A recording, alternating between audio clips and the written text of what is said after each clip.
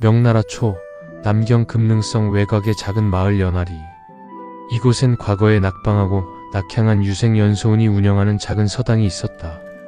서당 마당에 거대한 회나무는 마을의 역사를 지켜보듯 묵묵히 서 있었고 그 아래선 아이들의 낭낭한 글 읽는 소리가 들려왔다. 민기군경, 백성이 가장 귀하고 사직이 그 다음이며 군주는 가볍다 하였느니라. 얘들아, 이 글자 속에 담긴 무게를 잊지 말거라. 25의 소우는 정갈한 청색 유포를 입고 아이들을 가르쳤다. 그의 눈매는 선비의 고결함을 닮아 맑았으나 필체를 휘두르는 손목에는 묘한 힘이 서려 있었다. 하지만 세상은 성현의 말씀대로 흘러가지 않았다. 마을은 관아와 결탁한 방파 흑호방의 수탈에 신음하고 있었다. 그들은 보업이라는 명목으로 백성들의 마지막 남은 곡식마저 앗아갔다. 어느 장날 흑호방의 무례배들이 서당까지 들이닥쳤다. 서당 앞마당에 심어놓은 채소밭을 짓밟으며 그들은 낄낄거렸다. 이복의 선비 양반, 공자왈 맹자왈 하면 쌀이 나오나? 이번 달 상납금이 늦었어. 이 낡은 서당이라도 팔아야겠는데?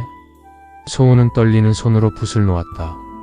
배움의 터전에서 행패를 부리는 것은 천륜을 어기는 짓이오.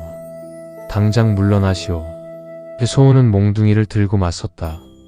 평생 글만 읽던 선비였으나 불의를 보고 참을 수 없는 기계가 있었다. 하지만 상대는 칼밥을 먹고 사는 자들이었다. 흑호방의 행동대장 장칠이 비웃으며 소운의 가슴팍을 걷어찼다. 퇴, 글만 읽은 놈이라 뼈마디가 가늘구먼. 야, 다 부숴라. 서당의 책상들이 뒤집히고 아이들은 울음을 터뜨렸다. 소운은 피를 토하며 쓰러졌다. 자신의 지식이, 자신의 정의가 무력한 힘 앞에 얼마나 보잘것없는 것인지 깨닫는 순간이었다. 그는 꺾인 붓을 손에 쥔 채 절망했다. 힘이 없는 정의는 그저 공허한 메아리일 뿐이었다. 흑호방의 폭거로 초토화된 서당을 뒤로하고 소우는 만신창이가 된 몸을 이끌고 마을 뒷산인 청량산으로 향했다. 가슴의 통증보다 그를 괴롭힌 것은 자신의 무력함이었다. 성현의 말씀은 책장 속에 갇혀 있었고 현실의 폭력은 그의 눈앞에서 아이들의 울음소리를 자아냈다. 도란 무엇인가? 세상을 이롭게 하지 못하는 글이 대체 무슨 소용이란 말인가? 소우는 핏물을 삼키며 벼랑 끝에 다다랐다. 그때였다. 지는 해가 서쪽 하늘을 집어삼킬 듯 붉게 물들이고 있었다. 그 장엄한 노을 만화를 배경으로 깎아지른 절벽 끝에 한 노인이 서 있었다. 노인은 검 대신 거대한 붓을 들고 허공에 그림을 그리듯 휘두르고 있었다. 기이하게도 노인의 풋끝이 지나가는 자리마다 붉은 노을빛이 응집되어 일렁이는 듯한 착각이 일었다. 소우는 그 광경에 홀린 듯 멈춰섰다. 노인은 뒤도 돌아보지 않은 채 나직이 읊조렸다. 젊은이, 자네 눈에는 지금 저 노을이 지는 것으로 보이는가? 아니면 차오르는 것으로 보이는가? 소우는 갈라진 목소리로 대답했다. 빛이 사그라지니 지는 것이 아니겠습니까? 노인은 껄껄 웃으며 붓을 거두었다. 어리석구먼. 빛은 사라지는 것이 아니라 그림자를 밀어내며 제 자리를 찾는 것이라네. 자네의 그 꺾인 붓처럼 말이야. 노인의 정체는 과거 황실의 화공이었으나 권력의 더섭음을 깨닫고 은거한 낙하거사였다. 그는 소운의 상처 입은 눈빛에서 비범한 기계를 읽어냈다. 붓과 검은 본래 하나다. 붓은 종이 위에 뜻을 새기고 검은 허공의 생사의 선을 긋지.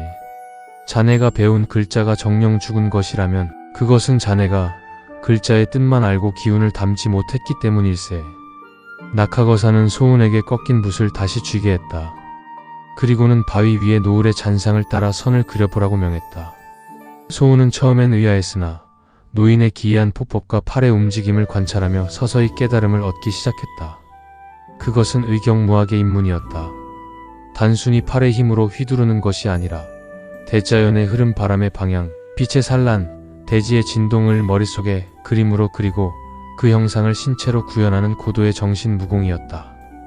보게나, 노을이 지기 직전 가장 찬란한 이유는 어둠을 맞이하기 위한 마지막 갈무리이기 때문이지. 자네의 검로 역시 그러해야 하네. 상대를 죽이려 하지 말고 상대의 기운이 갈 곳을 잃게 하는 여백을 만드느니라. 소운은 밤이 깊어가는 줄도 모르고 노인의 가르침에 빠져들었다. 부러진 붓대를 쥔 그의 손끝에서 예전에는 느끼지 못했던 서늘하고도 맑은 기운이 피어오르기 시작했다. 그것은 유생 연소운이 무인으로 탈바꿈하는 첫 번째 태동이었다.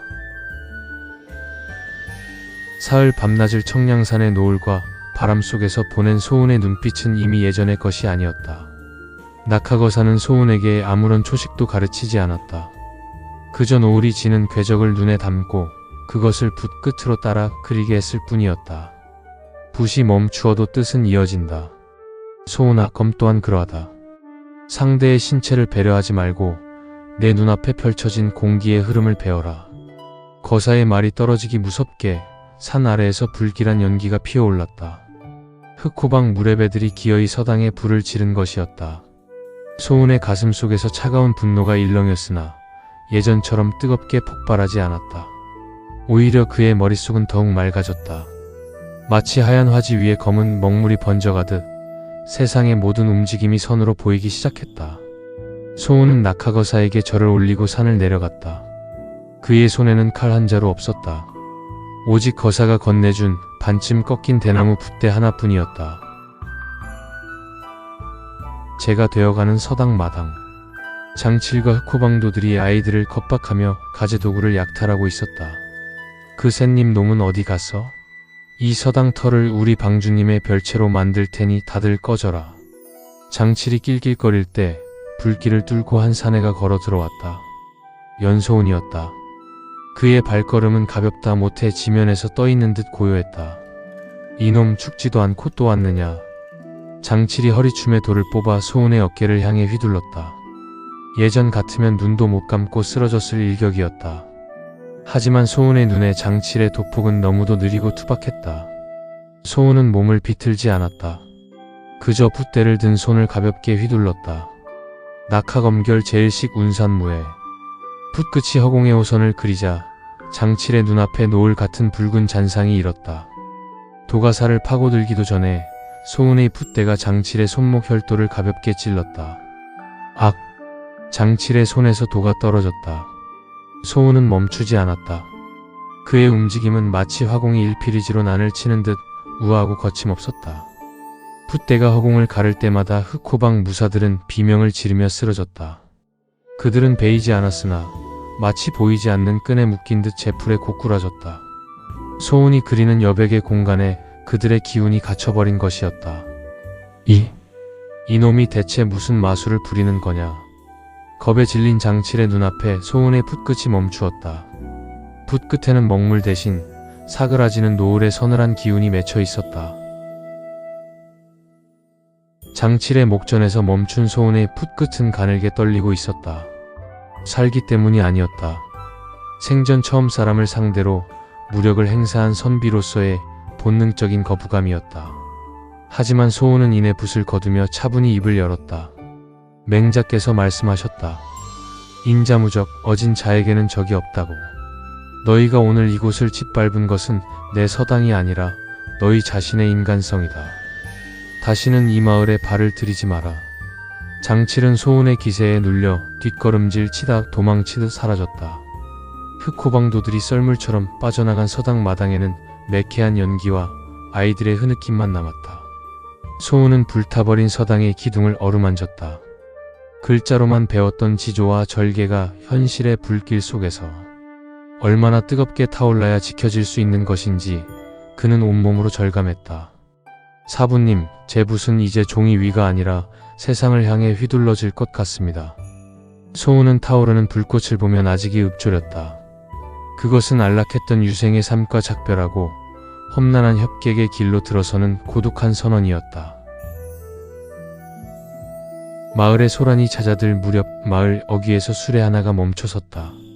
수레에서는 하얀 소복을 입은 듯 청초한 여인이 내렸다. 그녀는 인근 의원의 딸이자 이 근방에서 명의로 이름난 백소하였다. 그녀는 불탄 서당과 부상당한 사람들을 보고 서둘러 구급상자를 챙겨 다가왔다. 선생님, 다치신 곳은 없으신가요?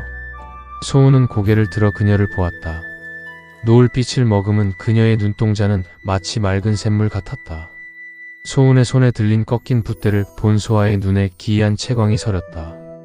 그녀는 소은의 손등에 난 가벼운 찰과상을 정성껏 치료하며 말했다. 붓으로 사람을 지키셨군요. 하지만 그 대가는 무거울 것입니다. 강호의 바람은 한번 불기 시작하면 멈추지 않으니까요. 그녀의 말은 예언과도 같았다. 소은은 소아의 차분한 목소리에서 예사롭지 않은 기운을 느꼈다. 그녀 역시 평범한 의원의 딸이 아닌 무림의 생리를 잘 아는 인물임을 직감한 것이다. 소은은 다시 청량산 쪽을 바라보았다. 낙하거사는 이미 온데간데 없었으나 하늘엔 여전히 찬란한 만화가 머물러 있었다. 붓을 꺾고 검의 길을 선택한 연소은, 그리고 그 앞에 나타난 신비로운 여인 백수아. 두 사람의 운명은 노을 지는 강호의 소용돌이 속으로 서서히 빨려 들어가고 있었다. 그를 읽던 선비에서 검을 든 무인으로 연소은의 첫 발걸음은 시작되었습니다. 과연 그는 이 험난한 강호에서 자신의 신념을 지켜낼 수 있을까요? 2피에서 계속됩니다.